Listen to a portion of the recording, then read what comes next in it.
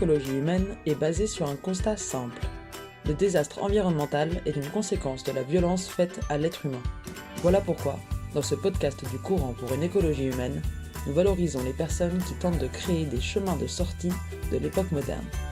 Abonnez-vous pour être alerté des prochaines actus.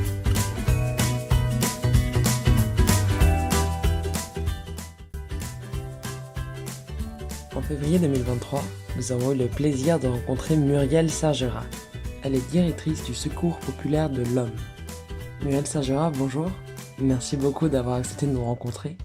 Est-ce que vous voulez commencer par vous présenter ? Je m'appelle donc Muriel Sergera, je suis engageuse populaire depuis de très nombreuses années. J'ai commencé mon engagement en 1977 avec des phases de présence active et des phases un peu plus éloignées pour des raisons professionnelles et familiales en fait. Là, j'y suis de façon constante depuis 2010, tous les jours de la semaine. L'idée, c'est de trouver un sens à mes actions dans ma vie privée, dans ma vie familiale, et puis de donner un sens en fait dans mon quotidien avec une action tournée vers les autres. Secours populaire, je pense que ça parle à tout le monde, mais est-ce que vous pouvez nous rappeler un petit peu ce que c'est comme organisation ? Le Secours populaire, en fait, c'est une association qui existe depuis 1947, en fait, donc il y a de longues années. Les actions premières, c'est de venir en aide à toute personne, quelle que soit sa religion, sa nationalité, son territoire, de façon à pouvoir combler les besoins premiers, notamment au niveau alimentaire, au niveau vestimentaire et éventuellement au niveau santé. Donc, c'est vraiment la base de Secours populaire. Partout en France, en fait, tous les bénévoles agissent dans ce sens-là, avec des particularités de territoire selon on habite en ville, à la campagne. Donc nous, on est attaché à la ville de l'Homme, on est donc le comité de l'Homme.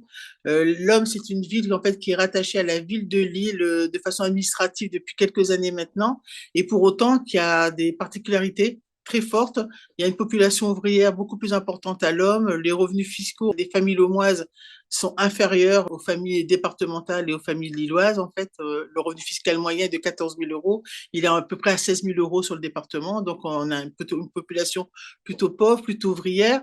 Et avec une particularité aussi à l'Homme, on a deux extrêmes.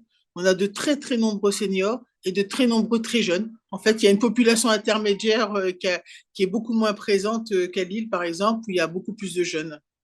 D'accord. Est-ce que vous avez d'autres précisions sur la ville de l'Homme à apporter afin de contextualiser un petit peu notre propos ? L'Homme, c'est 28 000 habitants. C'est 5 quartiers, 6 en cours de devenir, avec un nombre d'associations extrêmement important. Il y a beaucoup d'activités de loisirs sur notre commune de l'Homme et 2 associations qui viennent en aide en fait aux personnes. Donc le Secours populaire qui est là depuis toujours et depuis maintenant à peu près une vingtaine d'années, peut-être un peu moins. Il y a les Restos du Cœur aussi qui existent. Alors, est-ce que vous pouvez nous parler un petit peu des actions que vous effectuez au Secours populaire ? Moi, le Secours populaire, j'ai toujours eu cette action d'aide alimentaire. Ça a toujours existé. Donc, il y avait un dispositif qui s'appelle le chéquier du libre-service, où les familles venaient précommander en fait un colis alimentaire qui leur est délivré une fois par mois. Et ça durait pendant des années et des années. Après, il y avait aussi une aide alimentaire d'urgence qui était livrée aux familles, soit à la demande de la famille, soit après un envoi d'un travailleur social. Donc ça a existé, ça fonctionnait, hein, c'était utile, avec un tout petit vestiaire à l'époque, une aide de vestimentaire et puis un accompagnement humain. En fait, ça a toujours existé. Nous, on a décidé il y a quelques années maintenant de changer d'un peu tout ça. L'idée, ça a été de se dire comment se fait-il que les familles restent d'année en année inscrites sur des dispositifs d'aide alimentaire sans que leur situation elle change. En fait, c'est ça qui m'a fait réfléchir. Je suis partie quelque temps dans une autre association et quand je suis revenue, je me suis dit, même j'ai les mêmes familles, voire même j'avais la génération qui suivait, l'enfant qui est devenu majeur et qui désormais était inscrit au Secours populaire, et la situation au cœur de la famille n'avait pas changé, ni l'hébergement, ni la situation sociale, ni même le mode éducatif au cœur des familles. Donc ça m'avait quand même vraiment touchée. Moi, je suis issue d'une famille nombreuse. Nos parents nous ont portés, en fait, contre aller plus loin, plus fort. Et on s'en est tous bien sortis, d'ailleurs.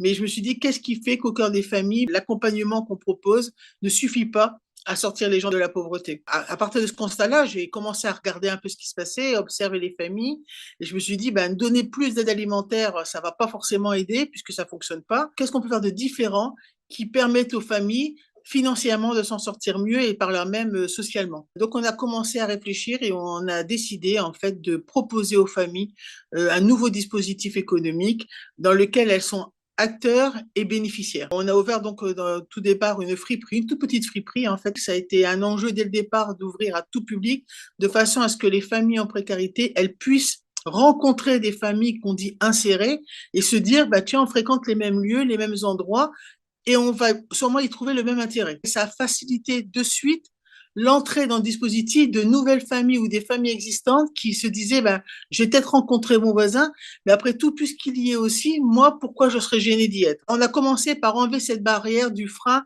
de la honte à venir au secours populaire. Donc, c'était le premier objectif qu'on a suivi, c'est comment on peut faire en sorte que les gens n'y viennent, ils viennent jamais, hein, le sourire aux lèvres, la banane et tout ça, mais ils y viennent en tout cas beaucoup mieux aujourd'hui parce que justement, on a ouvert à tout ce dispositif de vestiaire et ça nous a permis en fait d'engendrer des fonds qui ont permis d'améliorer en fait l'aide alimentaire en qualité en tout cas. Et petit à petit, on a construit avec les familles, tout doucement, hein, ça a mis plusieurs années, l'idée que le seconde main, que le réemploi, ça les concernait et ça leur permettait en tout cas d'avoir un peu plus d'argent dans la poche à la fin de la semaine, voire à la fin du mois, et que ça pouvait leur permettre de développer des savoir-faire aussi qui reviennent dans la société comme un objectif commun.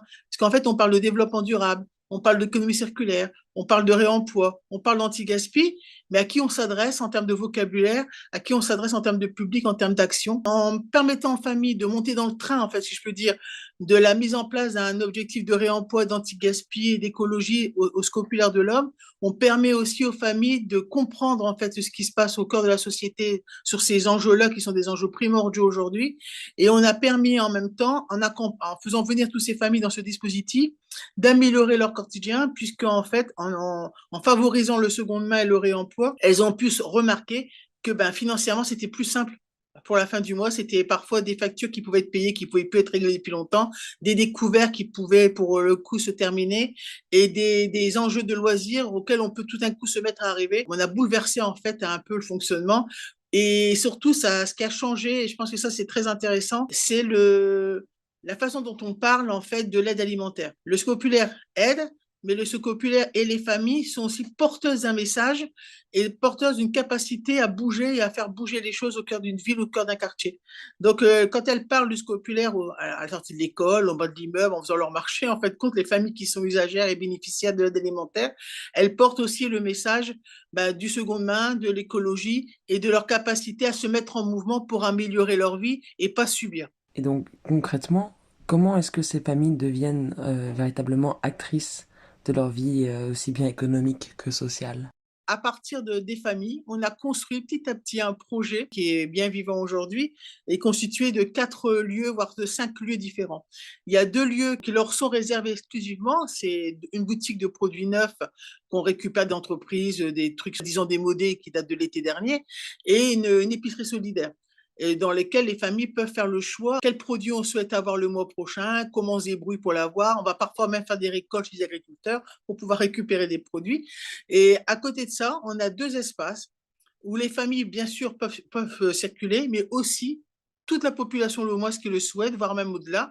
Et où là, on a une friperie qui est très, très grande aujourd'hui, et on a une ressourcerie. Donc, un espace d'ameublement où on fait de la réparation de mobilier ou d'électroménager. Il y a un espace de vêtements d'occasion où on fait du tri, on présente. C'est très grand, hein, ça fait 400 mètres carrés la friperie aujourd'hui, donc ça a bien changé. Dans cet espace, en fait, les familles sont toujours amenées à participer à l'action, puisque quasiment l'ensemble des bénévoles sont aussi des familles qui sont bénéficiaires de l'aide alimentaire et qui souhaitent, d'une façon ou d'une autre, aller un peu plus loin dans la démarche en donnant un coup de main scopulaire de façon ponctuelle ou de façon plus régulière. En même temps, à côté de la ressourcerie et de la friperie, on a créé des temps ou des lieux, un espace atelier où on propose des activités sur le réemploi, le recyclage, qui sont de façon automatique ouvert à tous. L'idée, toujours dans notre test, étant de mixer la population et de faire se rencontrer les gens.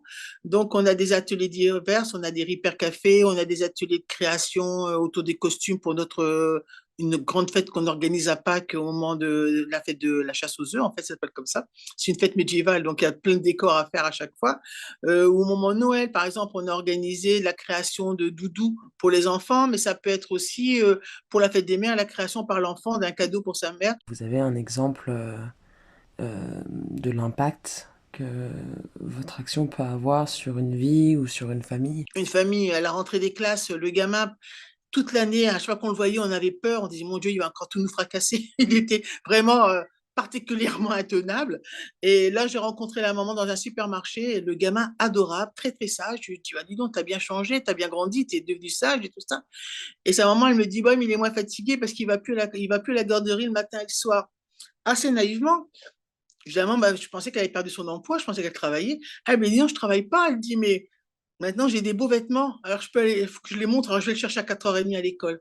Et en discutant avec elle, je me suis dit, elle me disait, mais non, avant, j'avais rien à me mettre. Alors, du coup, je le laissais à la garderie. Comme ça, il y a moins de gens qui me voyaient. Et je me suis dit, mais à quel point ça peut empêcher le lien entre une mère et son enfant? Comment ça peut créer des conflits autres que simplement ce qu'on peut imaginer, le fait de ne pas avoir de vêtements corrects, pas chercher son gamin à l'école, elle avait honte, cette dame, et elle n'allait pas chercher son gamin. Donc, de ce fait, il allait à la garderie parce que c'était plus simple, en fait, pour elle de sortir le soir à 18h30 qu'à 16h30. Et ce gamin, il a vraiment, d'ailleurs, je le vois encore, hein, on le voit régulièrement, il a extrêmement changé parce que sa maman, elle a du temps, elle va au parc avec lui, sa vie, elle a changé. Tout ça pour une histoire de manteau, en fait, hein. C'est une histoire de manteau au départ. On a ça, on a aussi un bailleur social qui nous a interpellé un jour, il nous dit, vous avez fait une opération rideau chez vous? Je dis, bah, oui, c'est vrai, on avait fait une opération rideau. Et il me dit, bah, je l'ai vu parce que tous les appartements, ils avaient des doubles rideaux. S'approprier son intérieur, à la fois humainement, mais aussi son intérieur physique, c'est aussi permettre de pouvoir s'y sentir bien et d'avoir la housse de couette qui va bien, le rideau qui suit, et simplement un ensemble d'assiettes assorties sur la table. Tout d'un coup, quand on a un ensemble à café correct, on va plus facilement inviter sa voisine à boire le café.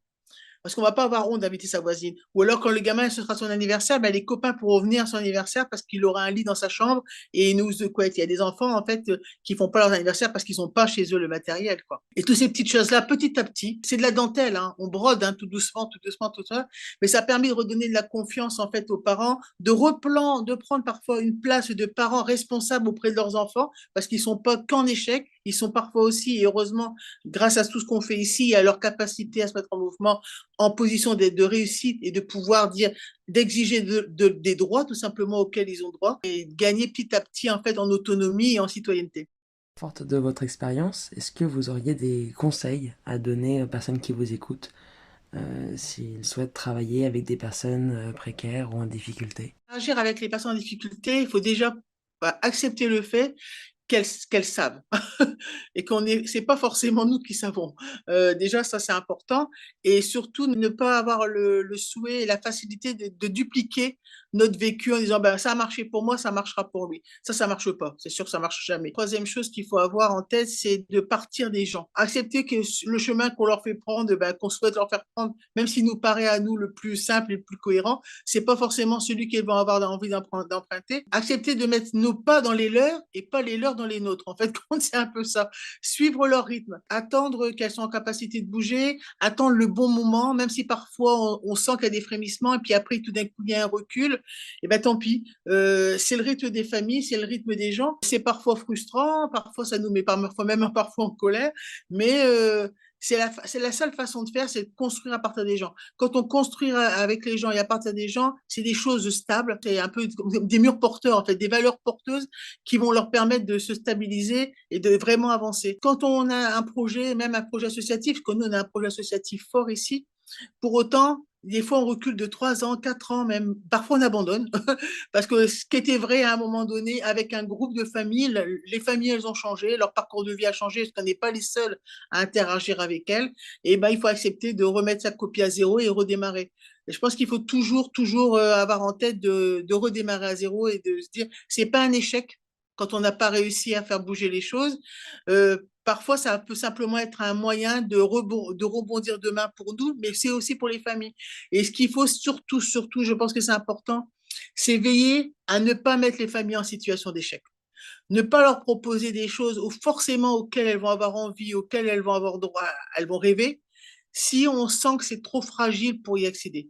Par exemple, proposer des vacances à des familles en très grande précarité, ça peut être une source d'angoisse terrible si elles ne sont pas correctement accompagnées. Même si on pense que ça fera du bien à la maman de se reposer, tout ça, c'est beaucoup plus complexe que ça. Et les mettre en échec, c'est fermer la porte et elles ne reviennent pas.